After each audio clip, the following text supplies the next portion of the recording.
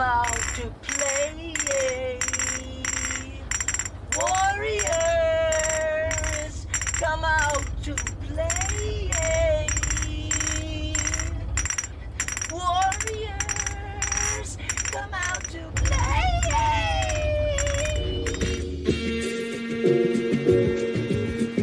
In Africa, I had a reason to be born there.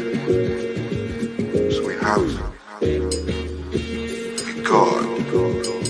We have our gods and we have our mode of worship.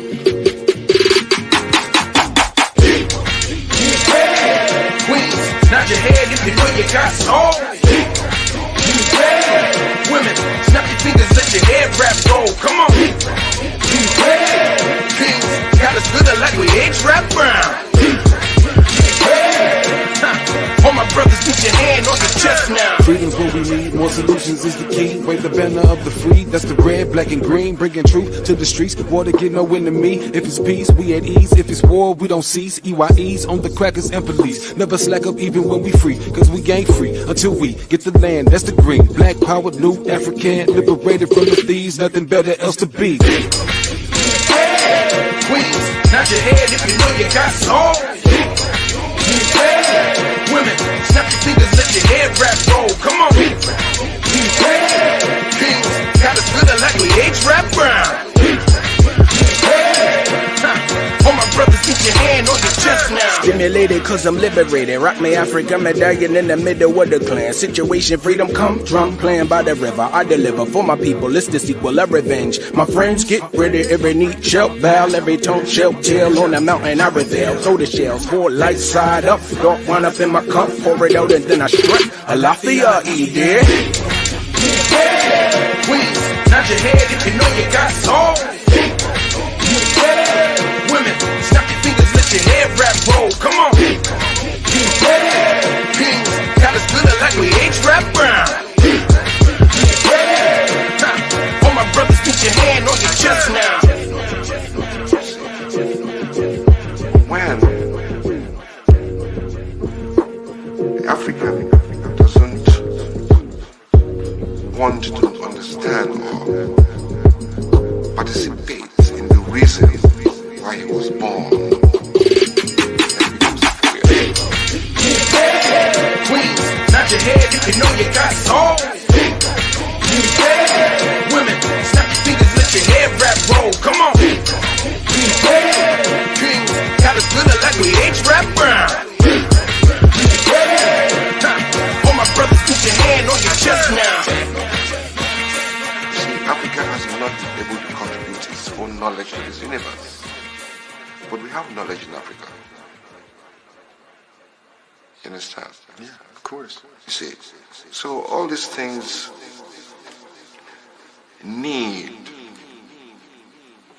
to be in the education system of the African countries.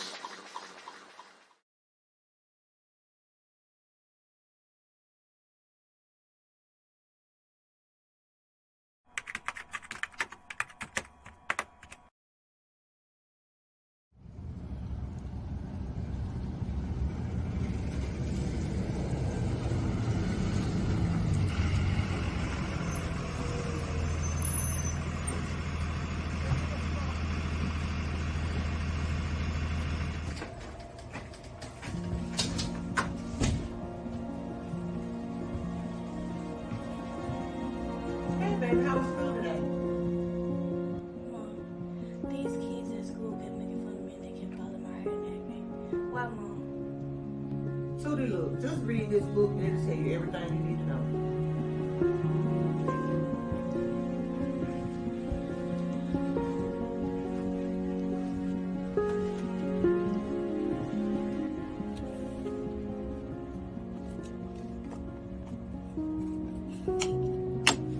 There's another N-word we throw around in and out of the black community called nappy. We have taken that word like the other N-word, nigger, and made it a word of adornment. I have heard the word nappy my entire life, which was used to insult, degrade, and hurt someone. This word is a derogatory term that was used on our ancestors to insult them. Available now. I love myself. Same tree, different brand. I hope you love yourself. Because love is only love when you love somebody else. What's good, everybody? It's your boy Sean P in the place to be, man. And you're locked in with the Masa Warrior Clan YouTube channel. Please like the show, share the show, tell a friend. We're live. Jama and Boka. Alafia out there to all my West Africans, you know what I'm talking about. So I got a nice little build today that we're going to get into. I did go ahead and do y'all a favor. There's some free books in the description if you're interested in this type of topic. Right, so there's some free books in the description for people who are unfamiliar with some of the things that we talk about and want to get a little bit more knowledge about this. But peace to Brother Teddy Voss. I see you in the chat.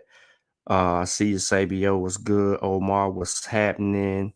Let me see. Chavis in the building.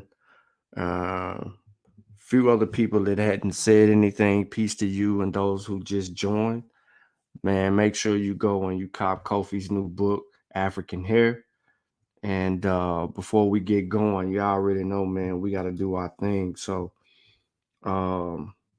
share the show.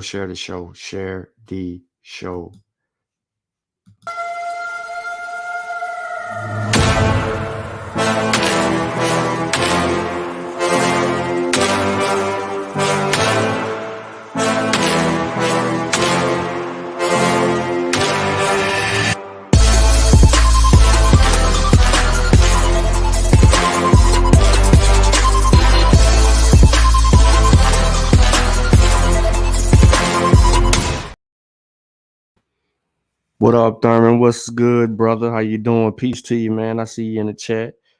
See you, Ramon. Peace to you, Trickcher. You know what I'm saying? All day, every day, and day, any damn day. You know what I'm saying? Like Outkast say. So, how do I want to deliver this blow real quick? Do I want to deliver this blow fast or slow? What y'all think? I'm trying to remember like all the arguments that these dudes used to have all the time. And they used to talk about mound building, right? And now we're starting to get them to distinguish themselves from the Native Americans. And they do not predate Native Americans by any stretch form of the imagination, right? So when you hear terminology like Paleo Indian, archaic, Amerindian, Mississippian, woodland, when you hear words like that, they are referring to the same group. They are referring to American Indians, Native Americans. They are not referring to anyone claiming to be an Aboriginal or indigenous to the Americas type person. Okay, so let's just get that straight understood. All right. So again, when you when you hear these things, you immediately make a distinction. And we have a lot of the abos, right? And them on that side that are making those distinctions as well, separating themselves. And what they are doing is, with this separation comes, what you think comes? Assassination. I'm going to say that again. With separation comes assassination. So now they're exposed, right? Because they haven't contributed anything to American history, to Black history, right? To Native American history. Nothing. Zero. Zilch. Yet they're barking like big dogs, right? Until someone hops the fence and then they bag up and shut up. What up, Akil? So yeah, man, let's get into it. Let's go straight to it. Let's look at the oldest archaeological site regarding mounds. 5,000 years ago, 5,000 BCE. Let's look at that, right? That gives us a clear distinction of when this mound building process begins and who are the people who actually participated in this particular process. So I'm gonna zoom in. I can't zoom in too much. Yeah, I can't zoom in too much. But hopefully you can see it. I'm gonna zoom. I'm gonna try to move it. Of course, all my links are in the description of the video. So we're gonna start Louisiana. Now it says Louisiana has some of the oldest, most spectacular, and best preserved Indian mounds in the world. I'm gonna say that again. Louisiana has some of the oldest, most spectacular, and best preserved Indian mounds in the world. Compared with other places, Louisiana has an unusually large number of mounds and earthworks, which span a long period of time. Although mounds are found across the state, they are concentrated in northeastern and central Louisiana. American Indians first built mounds here by 5000 BCE, making them among the oldest in the Western Hemisphere. Louisiana has mounds older than the pyramids in Mexico and South America. Run that back. Louisiana has mounds older than the pyramids in Mexico and South America, older than Stonehenge in England, and older than the Egyptian pyramids. People still use these mounds even after European explorers first arrived in the Mississippi River Valley. Louisiana's abundance in natural sources led to this area being a center of American Indian mound construction. The mound climate and plentiful native plants and animals provided reliable year-round food. The rivers, bayous, lakes, and wetlands supported mussels, fish, turtles, and other animals. Nuts, seeds, and fruits also were abundant. These foods allowed people to gather in one place, making it possible for them to work together to build the large earthworks.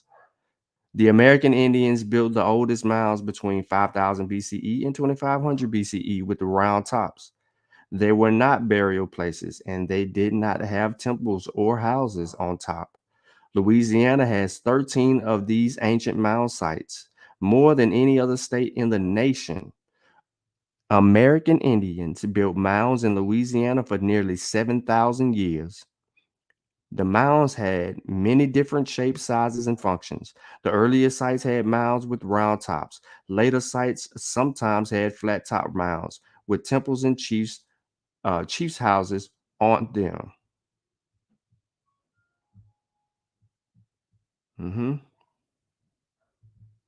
You see them.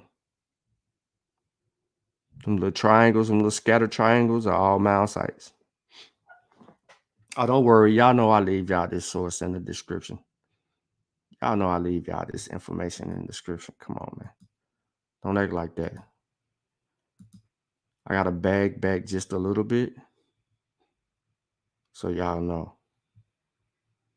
All right. So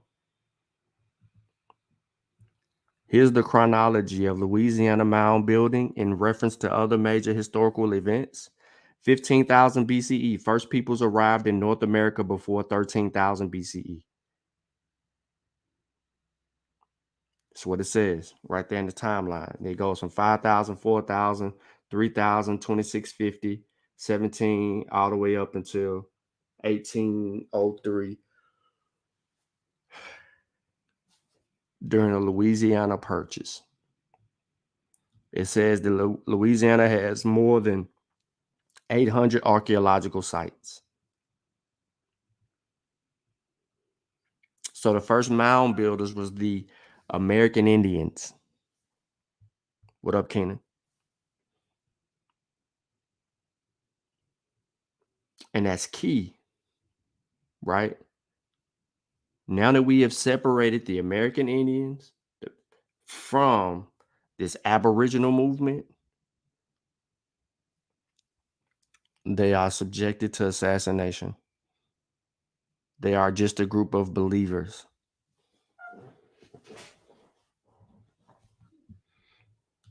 So I wanted to bring this out to you first. Now I want to support what I am talking about. So the best way to support what I'm talking about is to always have a referenced source that you can scrutinize, right? Y'all hear me clicking, right? I'm trying to make sure before I even click on this thing that I have it as best as I can. So there's a book that I leave in the chat. It's called The Mound Builders, A Reconstruction of the Life of Prehistoric American. Let me go back up. It just takes a while to scroll on this book because it's whack. But here it is, The Mound Builders.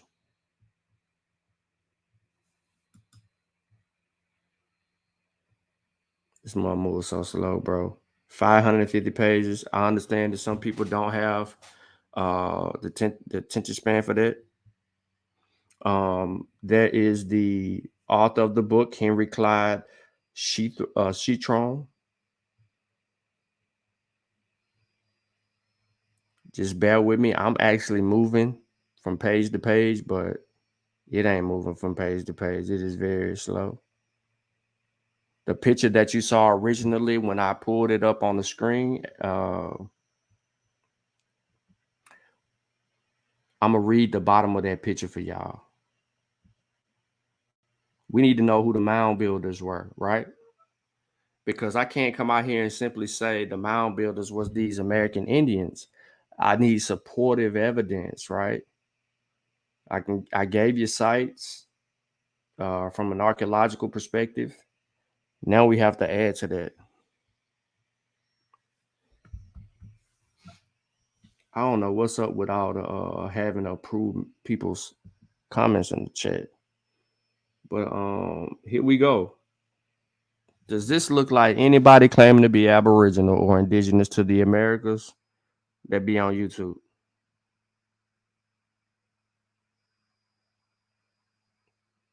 You late to the party because I just showed information of the mounds.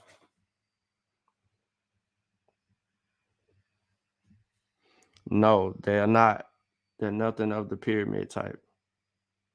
The mounds are made by using the earth. They just take dirt and grass and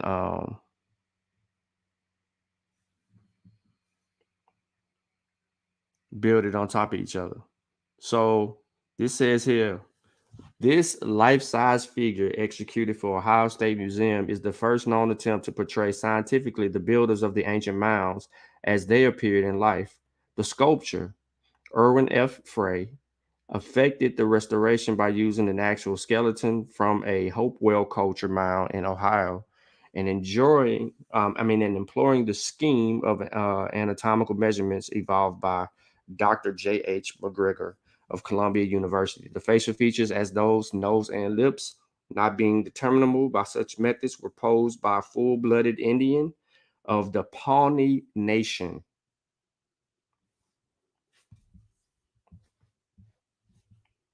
I don't need to read no more of that.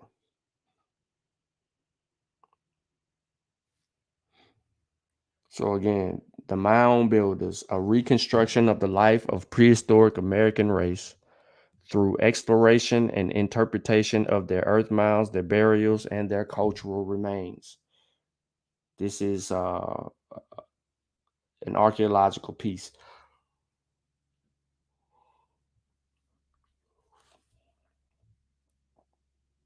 So just bear with me. All right, so this is like the introduction to the book. But I'm gonna skip it. I want to get to something else.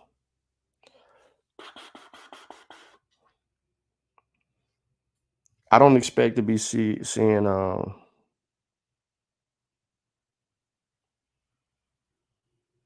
he looked like he wore the first Abo Jordans.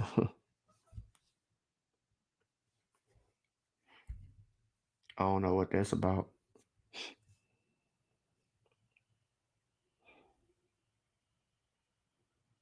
Yeah, shout out to those guys.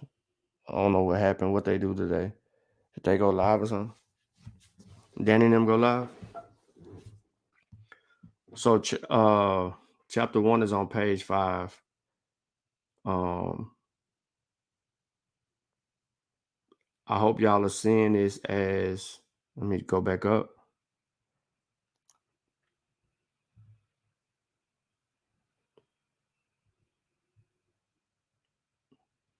Speculation of the pioneers, the early literature, Thomas Jefferson pioneer, archaeology, yada, yada, yada, yada, distribution and classification of the mounds, architect and engineering, primitive architecture of Native American tribes.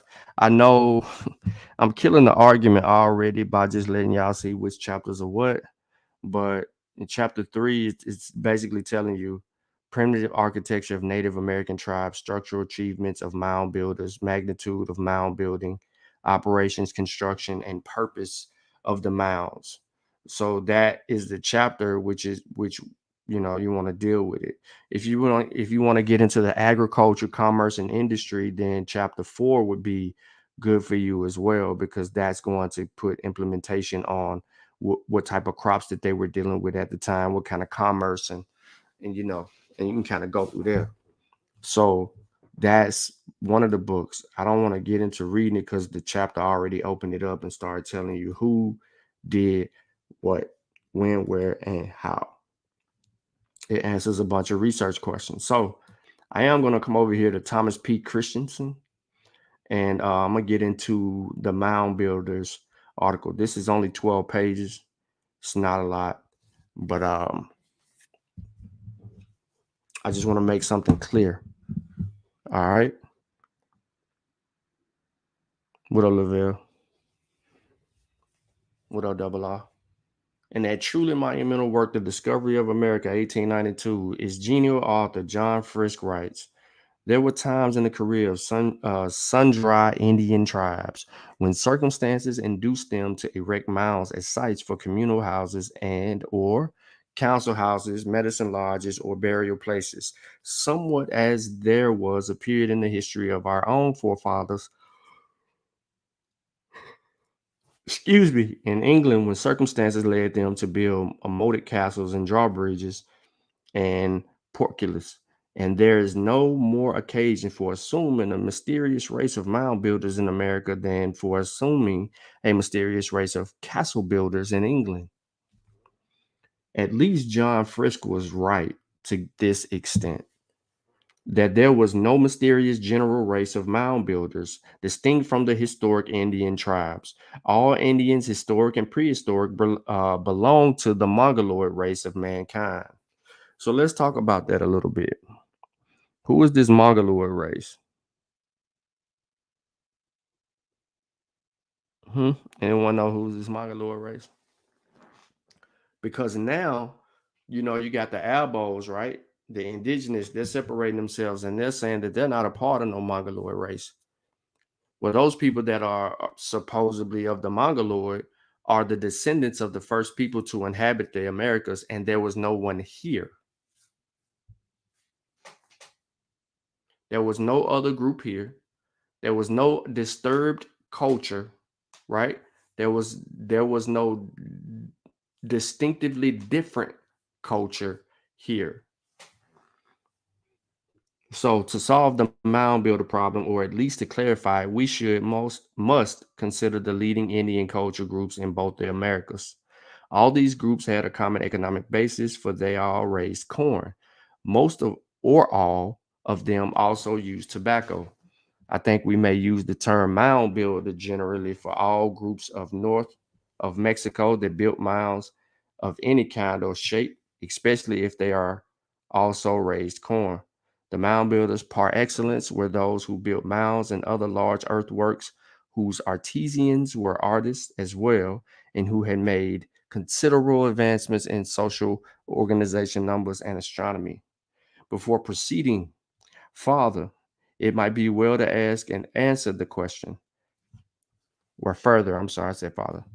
Now, how and when did the name mound builders enter American Indian terminology? During the American Revolution, William Bartram, an American botanist and ornithologist, spent several years in southeastern United States studying what was then called natural history. Bartram brought back to his house in North America. In North information, not only about the plants and animals of those regions, but also data about certain mysterious remains of ancient earthworks of which the contemporary Indians, as to their origin, did not know anything. Bartram conjectured that they must have been built by some vanished people vastly superior in culture to the historic Indians. Throwing an air of mystery about the subject and writing in a fascinating style, he evolved a theory of builders of these mounds, which circulated widely in the literary world and which has continued to hold sway in the popular mind ever since. Bartram's book, in which this theory of the mound builders is propounded, bore the lengthy title Travelers Through North and South Carolina, Georgia, East and West Florida, the Cherokee Country, extensive territories of the Muskogos or the Muskogeans, or Creek Confederacy in the country of the Choctaw. It was translated into Dutch, German, and French and read by such literary worthies as French Chartenbring and the English Coleridge and Wordsworth. Bartram was not a vain theorizer, but a scientific student of life and nature. Accurate descriptions of the manners and customs of contemporary Creeks and Cherokees.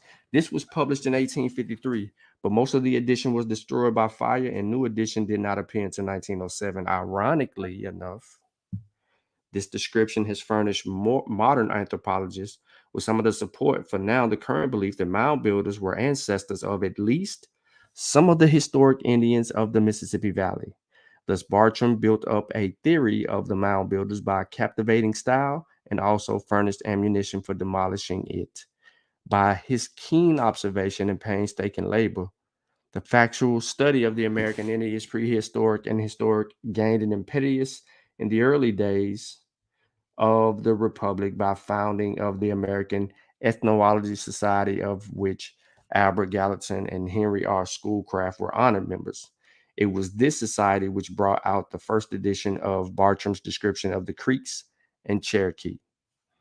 So, what up, Lucky? They say Aboriginals invented the hoodie in Jersey, right, Sean? Man, they ain't invent nothing. The Aboriginals ain't got no inventions.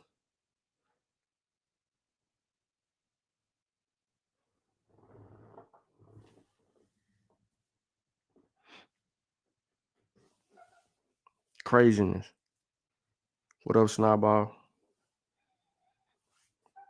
So, here we are, early in this article already, and we've made a clear distinction who the mound builders were. The mound builders were Indians. These Indians are Native Americans.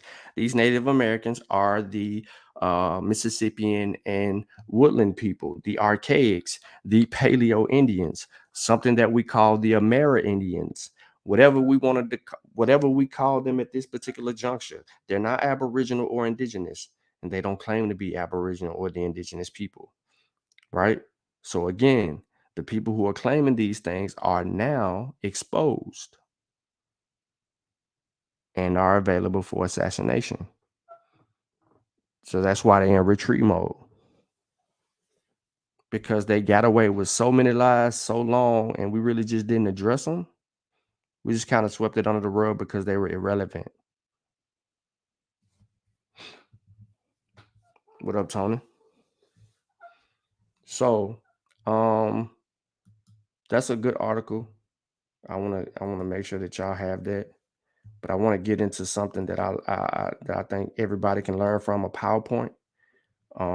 Let me make it big on the screen. It's too big. There we go. And people should be able to see this. And let me make this wide.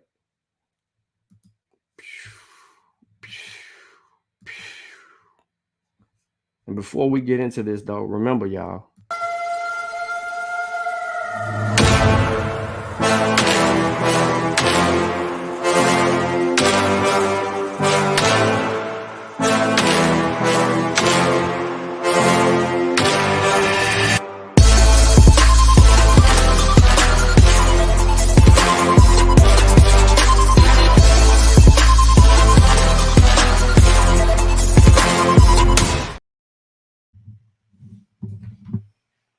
right. Make sure y'all go cop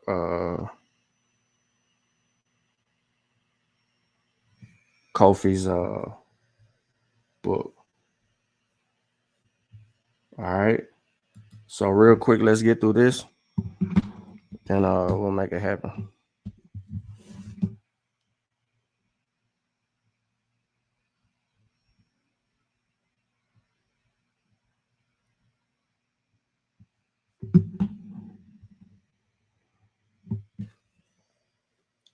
Yeah.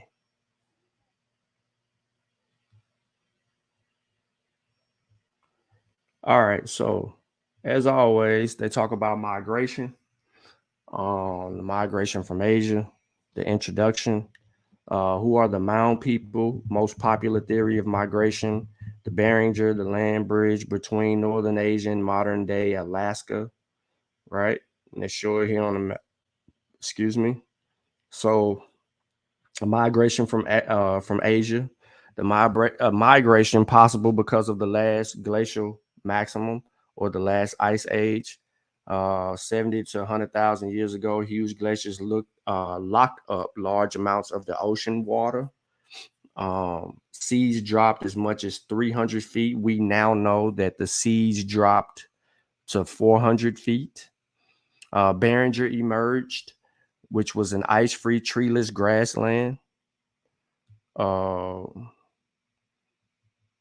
Migration from Asia, warming climate ended in the ice age. Glacial melting created an ice-free corridor, allowed people to travel through Western Canada. The Pan-American Highway was open. Pan-American Highway. Now, there's other theories. You have the Pacific Coast Highway, which is, we have evidence for that to support as well. And then there's this Atlantic Coast Highway, which would mean going south, where you would have people taking those little canoes and traveling to the other side of South America. I showed that on an actual map. No, that they're not expressing that some people came from from Africa across the Atlantic here. Nope, that is not it. So we have this Clovis culture, which is undisturbed, and we don't see a separate culture here. We call it Clovis because of the tool making and the ability to shape rocks, stones, bone choppers, scrapers, spears. They develop more sophisticated tools over time. The fluted blades and lance points. Tools from this period were called the Clovis points for that reason, which would take you back to Clovis, New Mexico, when they were discovered in 1926. But they're found all throughout North America, and they spread quickly. Global warming brought an end to the ice age, drastically changed North American climate. You had new patterns of wind, rainfall, and temperature. Gradually produced distinct North American regions. People had to find new ways to find food. The mastodons and those are huge, whatever they were called. I can't think of the name right now, but them big old animals, mammoths, and mastodons, they were pretty much going out of, extinct at that time because they're running. Their environment determined how they found food. So this is when the need for fishing and agriculture pretty much comes into play for them. I'm saying agriculture loosely, right? This is why they would take shape and live near lakes, rivers, creeks, and so forth, which would help them feed themselves. So the environmental impact on food finding led to hunted game, forage for food. They do coast for waterways, forest for hunted and gathering things. And we knew this for quite some time. So I know I got a little ahead of it, but they named this period the Archaic period. between 10 to 2,500 years ago, 10,000 to 2,500 years ago, they called it that. After that, they call it the woodland, and then the Mississippian, and then it moves on. So a little bit more about that archaic. The period when people began to shift away from hunting big game and turn to agriculture and other food sources in their local environments. We know that, right? And then the hunting tradition, the greatest impact on large game animals, lower reproduction and survival rates. Hunters had to work harder. Great Plain hunters concentrated on American bison. This is why you have the Folsom Point in Colorado. Everybody should know where Boulder, Colorado is. The Folsom Point, refinement of Clovis Points. They got a huge archaeological site at Folsom. Featured deadlier spear points, new hunting techniques, stampedes, etc. Then you got the desert culture, right? The Great Basin region. Deserts hunted small game, foraged for plants, migrated seasonally with a small range. They lived in caves and rock shelters. Culture spread into the plains and southwest. Then they would move into California 6,000 years ago. Natural conditions supported first permanently settled villages in North America. All right, so with the forest living, they lived comfortable and secure, developed knowledge of resources, forest efficiency, and during that archaic period, communities grew, settlements became increasingly permanent. They showed practicality of forest efficiency. Remember, they traveled in small groups of 50. So you have a bunch of groups, but they would all be in smaller groups of 50. What could have been a little more? 50 is normally what the consensus is. Then Central Mexico, the cultivation of plants began in the highlands. About 5,000 years ago, they developed crops that responded well to human care and reproduced large quantities of food. So this is where you get maize, corn, proved particularly productive. Bean, squash, chiles, basis for agricultural revolution. And then the agriculture slowed hunting in Central Mexico. Farming had a major impact in social life. It's 5K. All right, so farming societies require less land. Farming provided the incentive for large families. So you had field hands and food. People became less mobile and built more substantial housing near crops. Developed better means of food storage. Villages became towns and towns became cities. Great population density prompted families to group themselves into clans. Clans separated clan. So for the clans, they separated clans, became responsible for different social, political, and ritual functions, headed by leaders known as chiefs, advised by a council of elders. Ask yourself, who are the council of elders among the Aboriginal Indigenous people? That's a serious question. Think about that real quick before you answer it, because you really could be, saying some crazy stuff.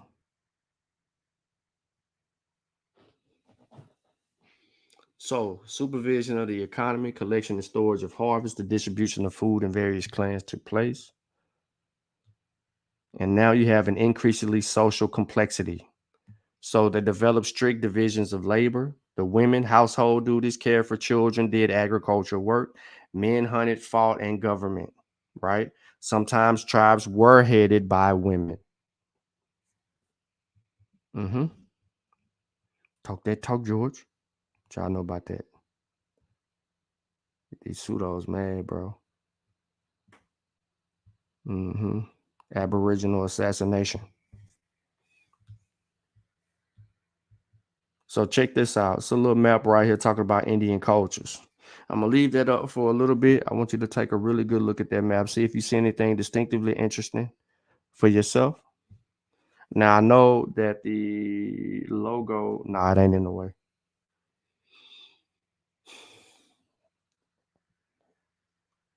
I don't see no black people.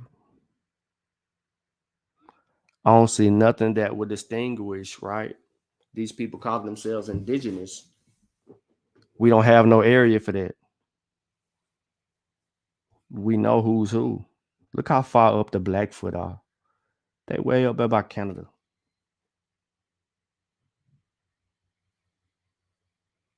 Come on, man. We need to quit playing with these folk. So farming in early North America, especially in the Southwest, was the first millennia BCE. Farming communities began to spread in the dry American Southwest. Mongoloid was the first to develop and settle farming lifestyle, farmed corn, beans, and squash, built food storage pits, lived in permanent village sites. The Hohokam lived in farming villages, built and maintained the first irrigation system in North America. I'm going to say that again. The Hohokam were the first to build an irrigation system in North America. They grew corn, beans, squash, tobacco, and cotton. The Eastern Woodlands, remember that name, right? Farming a woodland culture 3,000 years ago combined hunting and gathering with farming, like corn, etc., adopted increasingly settled lifestyle, developed more complex social organizations. They are mound builders. Those living in the Ohio Valley, Adena, permanent villages and built large burial grounds. Hopewell, they built large mounds as well. So here's mound building sites. Look who they got in there as part of that. You can't see this name because it's probably blurry on your screen. I apologize if it is. If it ain't, then cool. But the mound building sites belong to the Adena, the Hopewells, the Chilo Hopewell. I think I said that right. I'm sorry, not Chilo. The Ohio Hopewell, the regular Hopewell, the Mississippian people, the cat and corn Mississippians, and then the other Mississippians who I can't really see, Oneida or Juanita, Oneota. All right, so here we go. Mississippian society. It precedes which period? The woodland. So now you have the Mississippian, which has the Hopewell collapse area around 400 AD. People adopted the bow and arrow, farm corn. New type of corn developed for shorter growing seasons. Lived in permanent communities. The Mississippian politics and warfare. The Native Americans, it don't say Aboriginal or Indigenous, but the Native Americans engaged in the travel, trade, politics, and war. Population centers linked together by the vast transportation system of Mississippi River became city-states in North America. The hierarchical chiefdoms extended political control over the farmers living and working in the countryside surrounding the centers. Continued growth created violated competition for limited land along the rivers and streams. Cultures of the Desert West. Most of them were southwestern U.S. and northern Mexico is desert. The Hohokam flourished from 100 BCE to 1500 AD. They learned to farm in the desert. They built shallow canals for irrigation, planted crops in earthen mounds next to canals. Woven mats created dams and canals, directed water to crop mounds. So now you know why they had the first irrigation system, right? Because they were in the desert and they needed water.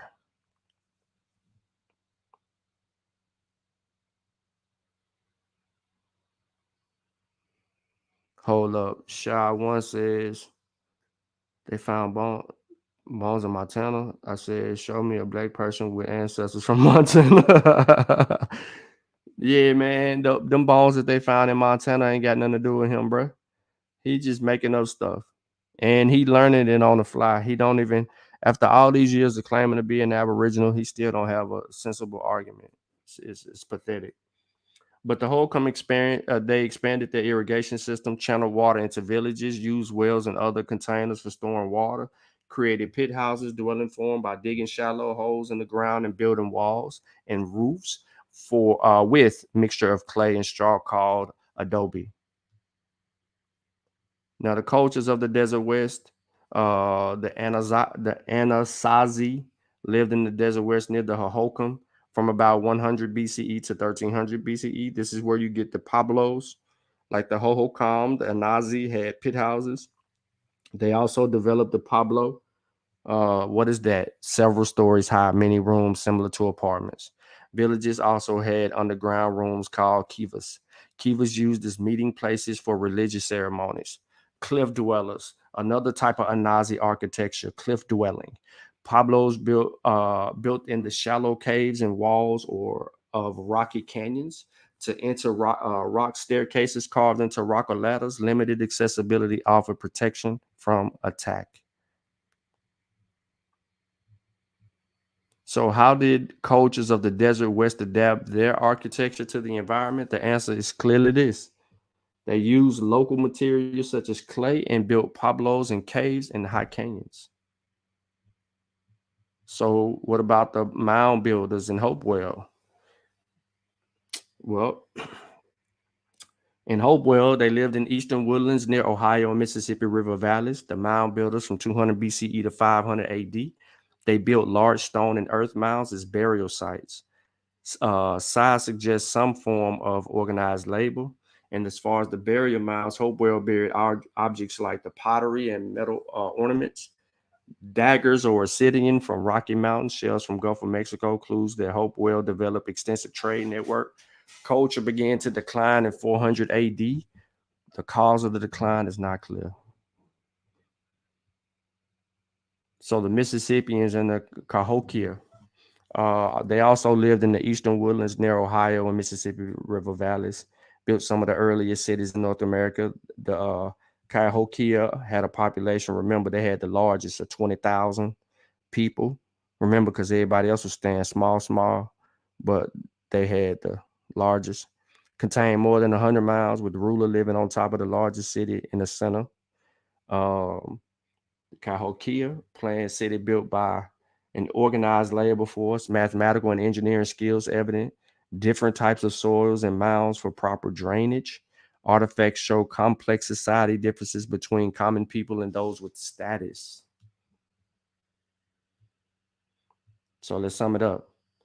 What do the mounds tell us about Hopewell and Mississippian society? Well, Hopewell, extensive trade network, Mississippian, distinct social classes.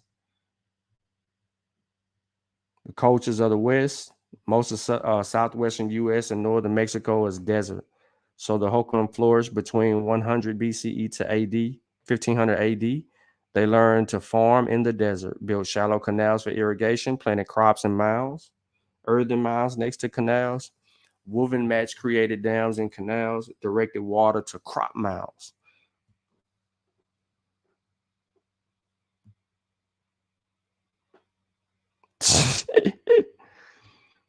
All right.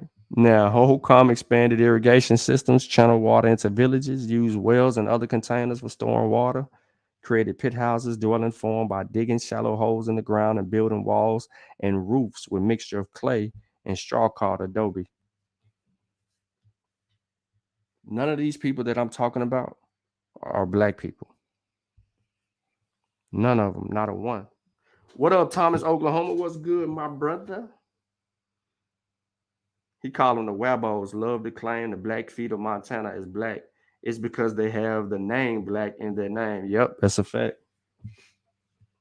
That's a fizzle. So the Anazi lived in the desert near the Hole come from about 100 BC to 1300 AD. The Pueblos, like the Hole come in Anazi, had pit houses. They also developed the Pueblo, which is the apartment-like buildings. Villages also had underground rooms called kivas. The kivas were meeting places. Cliff dwellers, remember, we just summing it up. Cliff dwellers, they are known for architecture. Like the Pueblos, built in the shallow caves and walls of rocks and canyons to enter, rock staircases carved into rock or ladders. Limited accessibility offer protection from attackers. Now, how did cultures of the Desert West adapt their architecture to their environment? They used local materials such as clay and built pueblos and caves in high canyons. And then they had their ladders. So the mound builders, Hopewell, they lived eastern. Remember, they lived in eastern woodlands in Ohio and Mississippi River area between 200 BCE to 500 AD. They built large stone and earth mounds as burial sites. All right, so I suggest some form of organized labor. The burial mounds in Hopewell, well, of course, they would bury them with pottery and metal ornaments. They also had daggers of obsidian from Rocky Mountains, shell from the Gulf Coast of Mexico. These clues that Hopewell developed extensive trade networks because of where some of this stuff comes from. Culture began to decline 400 AD. Nobody knows why. Same with the Mississippian. I gotta drive this point home. The Kiowa, they're the largest group of people at this particular time. These Mississippian people, they built the earliest cities. They are also near the eastern woodlands and Ohio Mississippi River. And of course, they contain more than 100 miles, with the ruler living on top of the largest in the city in the center. Same with the Cahokia. They built a strong labor force. They were good at math and engineering skills, had good math and engineering skills, different type of soil miles for proper drainage, and then their artifacts of complex society differences between common people and those built. None of these people, I repeat, none of these people look like Chief Holiday, Autonomous One, Dan Calloway, Phoenix Moon, whoever you name, they don't look nothing like them. Never have and never will. So this claim that they are indigenous and aboriginal to this particular land is up for scrutiny and will continue to face scrutiny because there's no evidence for such. So what I wanted to do today was to show y'all briefly that there is an undisturbed culture in the Americas for thousands of years before the Europeans entered the New World, more specifically dealing with North America. We can go to South and do the same thing, but there's an undisturbed culture. And when people say that they were here, then you will see two distinctively different cultures, right? And we don't get any of that. We don't get any of that. So we just got some people that are perpetrating a fraud.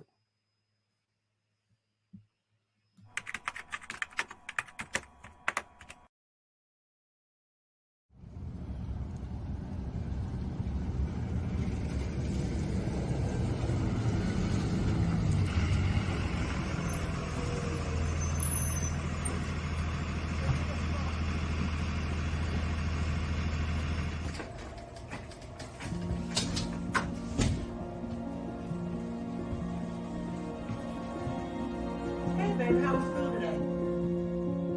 Mom, these kids at school kept making fun of me and they kept calling my hair nappy. Why, Mom? Tootie, look, just read this book and it'll tell you everything you need to know.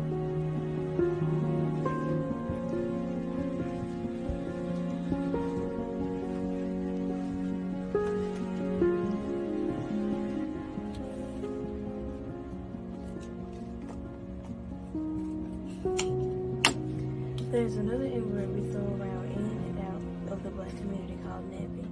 We have taken that word like the other N-word, nigger, and made it a word of adornment. I have heard the word nappy my entire life, which was used to insult, degrade, and hurt someone. This word is a derogatory term that was used in our ancestors to insult them. Available now. I love On myself. Same Tree, Different Brands. I hope you love Publishing. yourself. Because love is only love when you love somebody else. So it's very important that we start to eliminate them from historical sites, like mound building, language, culture, traditions, and so forth.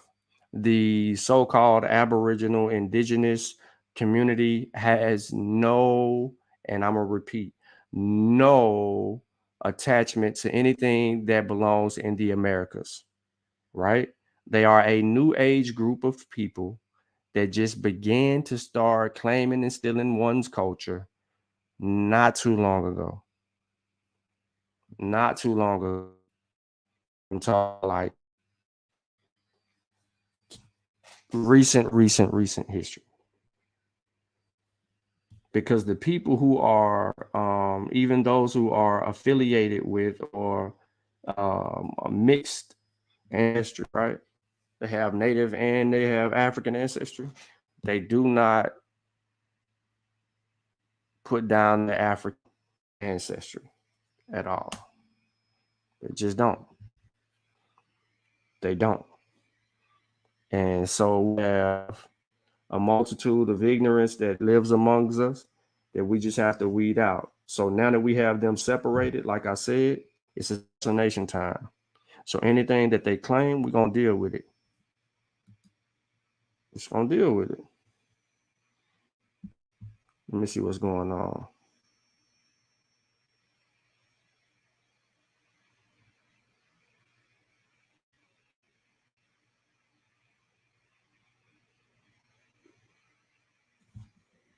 Yeah, Thomas, if check Thomas page out too, y'all. He go at them over the old Mac. He fighting them hard over the old Mac. I wouldn't necessarily say it's a top priority, but it's on the list. It's on the list. They out of their rabbit ass mind now. As you can see above me, what this sign says right here when you see me come on camera, Aboriginal, Indigenous, anti-science killer.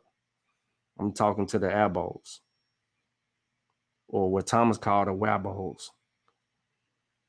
And again, for a dude who claims to call himself a chief, self-identify as a chief, he's been pseudo since he's made an attempt on Garfield show the very first time he came up there a few years ago. He's a coward. It has no information. He misrepresents everything, and they are stealing other people's culture. And now we can be very clear. We can be distinctively clear. They haven't participated in the uplifting or the building of America at all. Remember, life for them starts after the Civil War, right? When the census starts saying all these confusing things. So before the Civil War, they have no identity or no claim to fame. According to them, they're just some people, some antebellum people that no one even recognized, which is more lies. And then you have people like Lord Alba, who was on Garfield's show yesterday. And that's why I asked him if he was a Moor. He still identifies such, and he does. That's why he kept trying to claim freedmen, because now he's trying to entitle himself into some people that he ain't even associated with either. They're all frauds. They're all perpetrating a fraud. They can target 20-year-olds as long as we can get the kids that are 15 and under. If we get the kids that are 15 and under, I don't care nothing about the 20-year-olds. We'll catch the 20-year-olds in correction.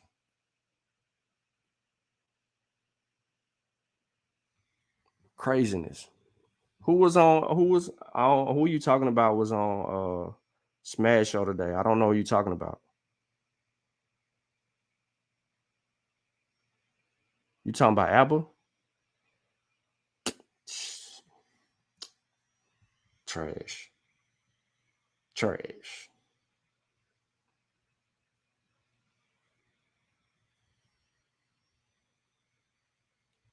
The Abbos are making rap records. Yeah, he trash. He can go, ain't my show. You won't see him over here because he ain't legit.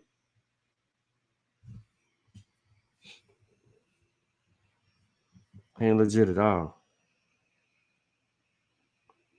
But look, man, I'm gonna keep this short today.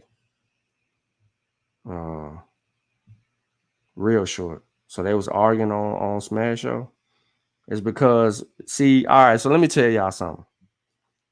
If you watched Garfield's show yesterday, you heard me ask him, him being Alba, was he still a Moor? He laughed and says, what does that have to do with it? Reggie wasn't going to ask him if he was still identified as a Moor. But I was. And when I asked him if he still identified as a Moor, that exposed him. That's why Reggie sat back and laughed. I ain't say nothing. Once he said he was a Moor, I ain't say nothing. But that gave Reggie the ammunition that he needed to fire at him, because now he knows Alba's why, his purpose, and his intent. Ain't no goddamn Freedman Moor identity shit. That's bullshit. No Freedman was Moors. None of them. It wasn't that many Freedmen running around this bitch either. It's just rewriting history. There's some huge arguments on living in black back in the day. There are over 25,000 Afro-Indigenous people enrolled in the 5 tribes and about 15,000 freedmen on the rolls. Yep, the Abos steal their ID too and call us all the racists. Facts. Facts. Let me put that on the screen in case the comments don't come up fast enough.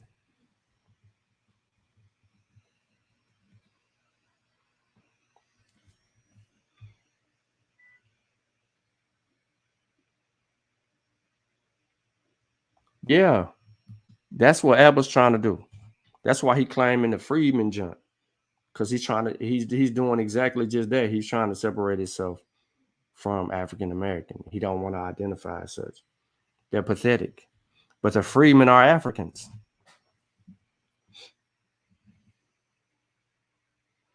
The freedmen were African.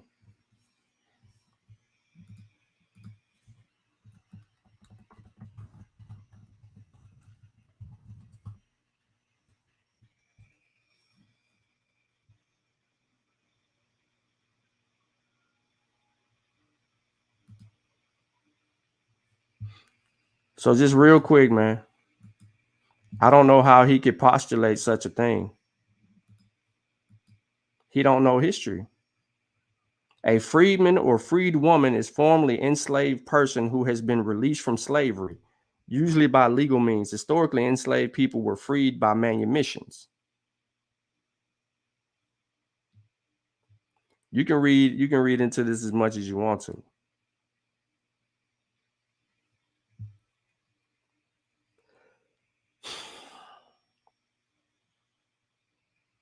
Free Negro or free Black describe the legal status of African Americans who were not enslaved. Who were not enslaved. So the free Negro, the free Black were African Americans. So I don't understand how Abba could come to that conclusion. No, he doesn't really care. He has an agenda. An African woman played Harriet Tubman. Boy, he crazy.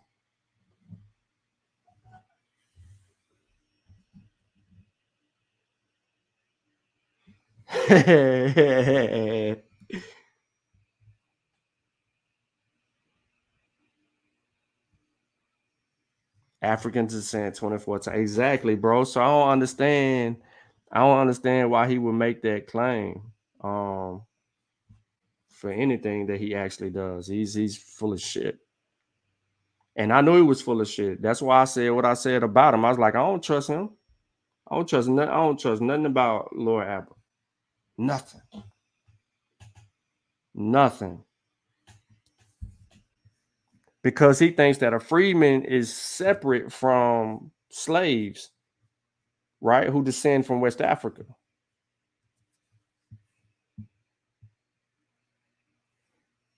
So it's just a mess that he's making, man. But look, I'm gonna get up out of here, man. I'm gonna give y'all back y'all day. Y'all enjoy it, man. Make sure y'all go pick up Kofi book.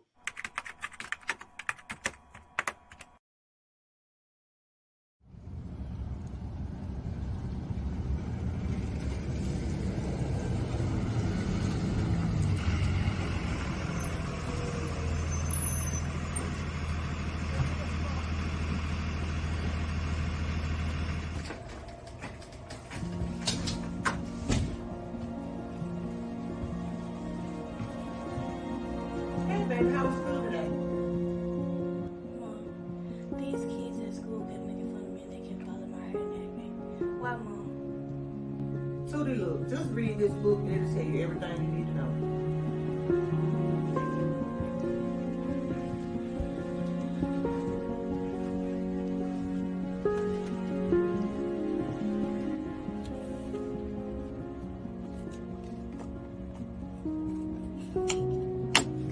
There's another N-word we throw around in and out of the black community called nappy.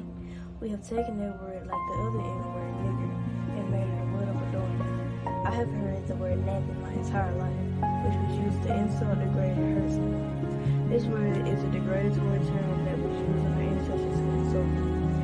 Available now. I love myself. Same tree, different branch. I hope you love yourself. Because love is only love when you love somebody else.